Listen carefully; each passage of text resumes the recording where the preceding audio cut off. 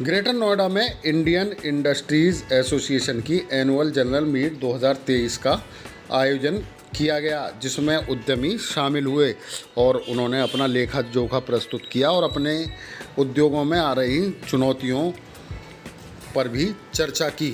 इस बारे में हमने इंडस्ट्री से जुड़े लोगों से और एसोसिएशन से जुड़े लोगों से खास बातचीत भी की।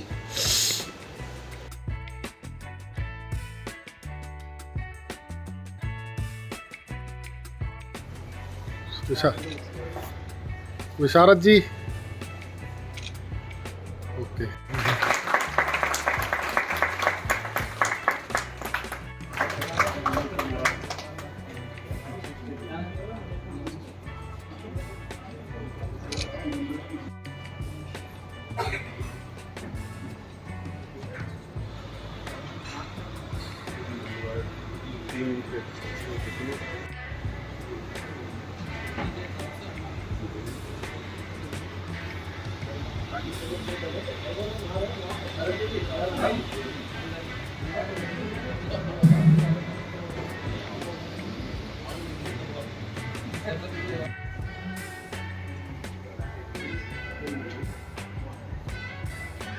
हमारे चेयरमैन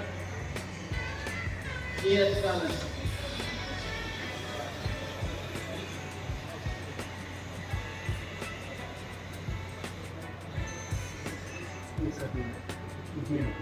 लास्ट ईयर की हमारी एजीएम एवं दीपावली मेले की सेलिब्रेशन फोटोग्राफ, जिसमें हमारे एमएलए शिवपाल नागर जी सम्मिलित हुए। और ये एजीएम हमारी 15 अक्टूबर 2022 को मनाई हुई। अब बंसल जी, क्या कार्यक्रम है आज? मैं Rakesh Bansal, IIA greater Noida chapter chairman.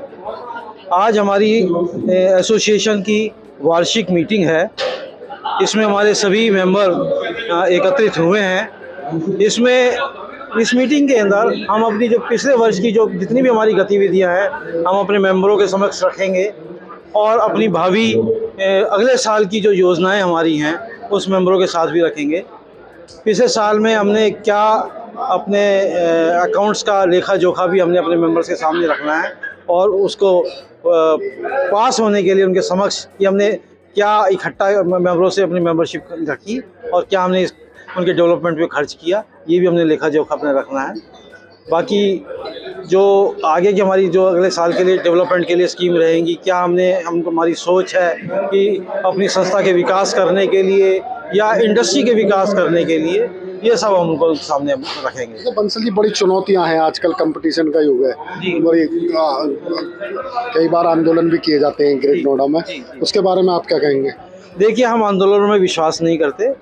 हमारा विश्वास है कि हम अपनी सभी मेंबरों को साथ लेके चलें, उनके साथ उनको समझें, उनकी ज़रूरतों को समझें, अपनी ज़रूरतें समझाएं, उनके बीच में हम सब सामंजस्य बिठाएं, एक दूसरे के साथ सहयोग करें और जब सहयोग करेंगे समृद्धि अपने आप आएगी। हमारे साथ जैड रहमान जी मौजूद है। जैड रहमान जी, कार्यक्रम बड़ा है आपका, इंडस्ट्री वाले सभी लोग इकट्ठे हो रहे हैं, क्या चुनौतियां हैं? क्या चुनौतियाँ ये है कि इंडस्ट्री में बहुत से कंपटीशंस हैं, आजकल ग्लोबल कंपटीशन का ज़माना है, तो हमको लोगों को अवेयरनेस और एजुकेट करना है कि वो टेक्नोलॉजी का नया इस्तेमाल करें, जिससे कि हम ग्लोबली स्मार्ट प्रोडक्ट बना पाएँ, उनके कैपेबल प्रोडक्ट्स बना सकें।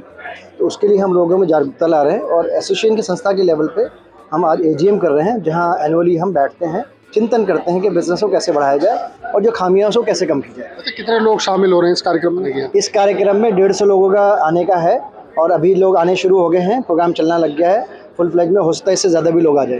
की कार्य प्रणाली जो भी है, जो हमने कार्य किए हैं उसके बारे में और अपनी बैलेंस शीट के बारे में सभी सदस्यों को शेयर करते हैं। तो यहाँ कितने लोग शामिल हो रहे हैं? कहाँ के लोग शामिल?